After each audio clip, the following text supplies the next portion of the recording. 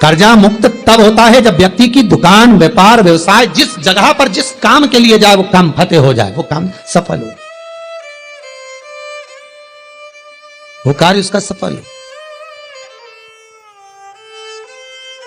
आप जिस कार्य के लिए जा रहे हो वो कार्य आपका सफल हो, तो लक्ष्मी घर में आए तो कर चुके, मालूम पड़े इससे लिया उसको दे दिया, उससे लिया उसको दे दिया, तो ये कर्जा चुकाना नहीं हुआ।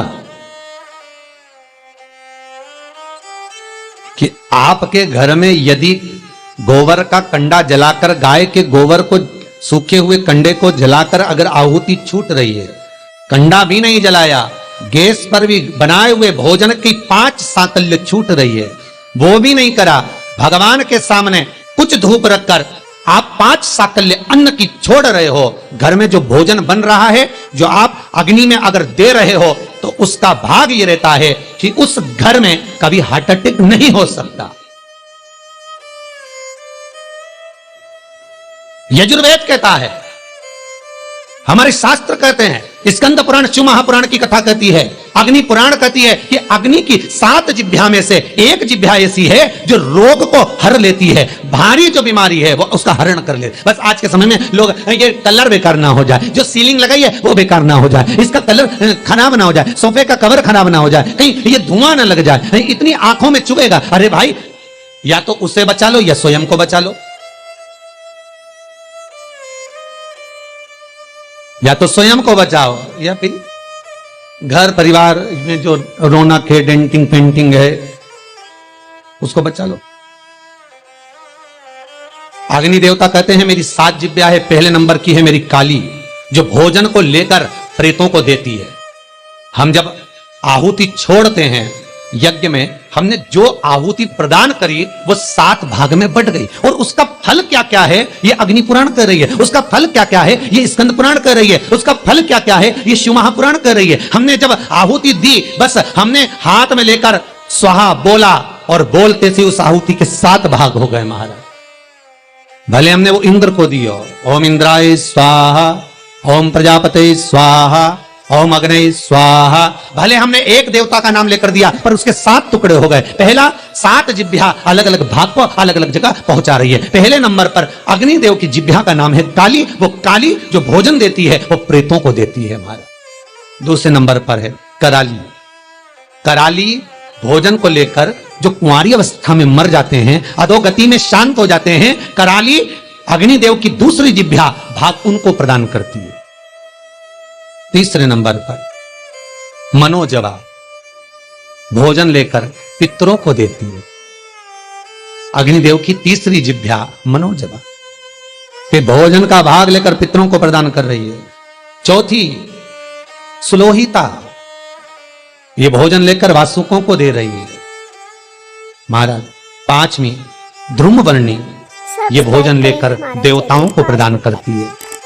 6ठी स्फुलिंगी, ये अग्नि की वो जिह्वा है स्फुलिंगी कि घर के अंदर धूप जो छूटती है, अग्नि जो साकल्य भोजन आदि हम घर के अंदर देते हैं, ये स्फुलिंगी एक जिह्वा अग्नि देवता की ऐसी है जो घर में से रोग को हटा।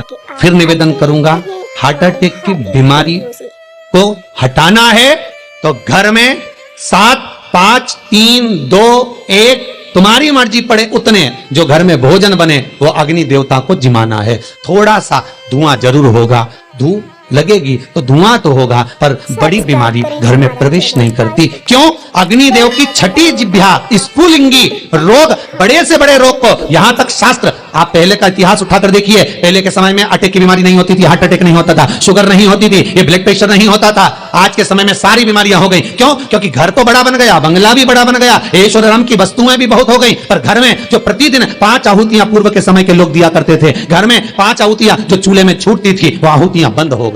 उसका स्मरण फिर प्रारंभ हो, जगत का फिर कल्याण। हमारे धर्म, हमारे शास्त्र जो वर्णन करते आए हैं वो गलत नहीं है। पहले के समय में यज्ञ अनुष्ठान कितने होते थे, आज के जमाने में काम, लोभ, विषय, आसक्तियां ज्यादा हो गए।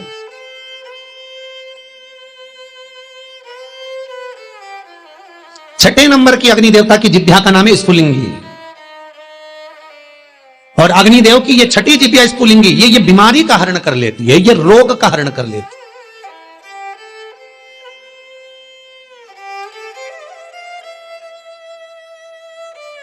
क्यों भैया? वो दिल्ली का हॉस्पिटल जहां पर महामृत्युंजय मंत्र पर रिसर्च चल रहा है, वेंटिलेटर पर पड़े हुए 10 व्यक्ति के घर वालों को बुलाकर कहा गया कि इन 10 का संकल्प छोड़ो महामृत्युंजय पाठ का। उसके पास में जो 10 वेंटिलेटर पर पड़े उनके लिए कोई महामृत्युंजय नहीं। देखा यह जा रहा है कि इन 10 पर महामृत्युंजय के अनुष्ठान का कितना फल मिल रहा है, और जो 10 वेंटिलेटर पर पड़े हैं उसका क्या फल है। वहां के डॉक्टरों जब रिसर्च करते हैं, अखबारों में भी आया, फेसबुक यूट्यूब पर भी डला हुआ है, जब उन्होंने हॉस्पिटल का नाम तक डला हुआ है, जब अखबारों में आया, देखो असर क्या देखने को मिला।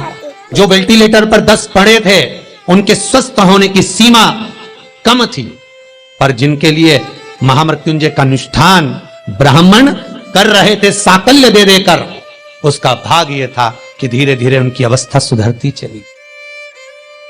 फिर निवेदन करूंगा, अकाल मृत्यु वो मरे जो काम करे चंडाल का, काल उसका क्या बिगाड़े जो भक्त हो महाकाल का। आपकी चित्त वृत्ति में अगर शिव है, आपकी चित्त वृत्ति में अगर शंकर है, आपके मन में अगर शंकर समाया हुआ है, बाल बाग का नहीं हो सकता। अग्नि देवता की 6 नंबर की जिब्या है स्फुलिंगी, जो रोग को बीमारी को समाप्त कर देती है। यज्ञ अनुष्ठान से, आहुतियों से रोग बीमारी समाप्त होती, समाप्त। 7वें नंबर की अग्निदेव की जिब्या है विश्व रुचि।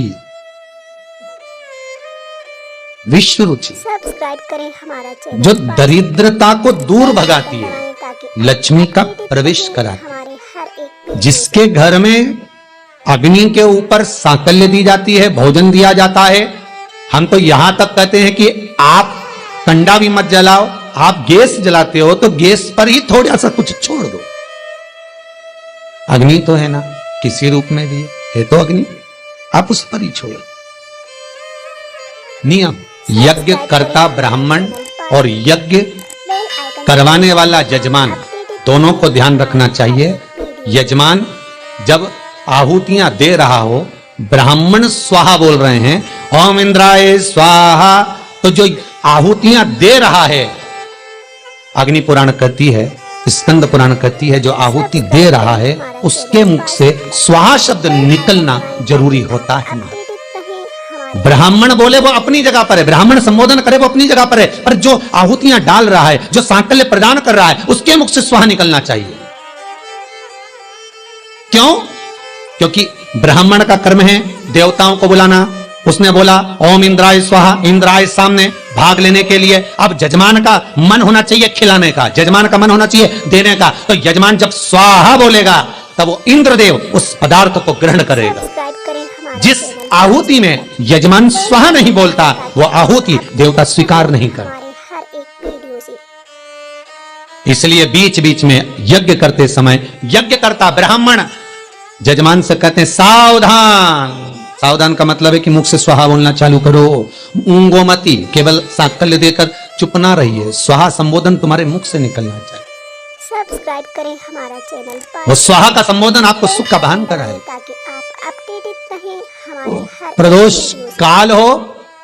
7 वृक्ष की पत्तियों को तोड़कर शिव का स्मरण कर कर, पार्थिव शिवलिंग का निर्माण कर कर, उसकी अर्चना कर कर, जल चढ़ाकर, घाट पर, नदी पर, तट पर शिवलिंग का निर्माण कर कर, नदी का ही जल समर्पित कर कर, 7 वृक्ष की पत्तियों को समर्पित कर, घी का द्रव्य दिया लगाकर आराधना कर, प्रदोष काल में ही विसर्जन कर, नमन कर, स्नान कर, पूजन आदि करने के बाद फिर जाओ व्यापार के लिए। किसी से मांगना नहीं, स्वतः का व्यापार कर। बड़े हमारे हर एक वीडियो से मर उसका चरित्र कहता है, महाराज प्रदोष का पुण्य, प्रदोष का स्मरण, प्रदोष का शिव अर्चना, प्रदोष की करी हुई आराधना, प्रदोष काल में प्रदोष के दिन करा हुआ पार्थिव शिवलिंग का निर्माण, पूजन कर्जे से मुक्त कर। सब्सक्राइब करें हमारा चैनल, कर्जा मुक्त कब होगा? बेल आइकन दबाएं ताकि आप दूसरे से कर लेकर होगा क्या? हमारे नहीं, हर एक दूसरे से कर लेकर करा तो फिर कर हो गया, वो तो फिर कर्जा हो गया। श्री शिवाय नमस्तुभ्यं। श्री शिवाय नमस्तुभ्यं। श्री सब्सक्राइब शिवाय करें हमारा चैनल, नमस्तुभ्यं। बेल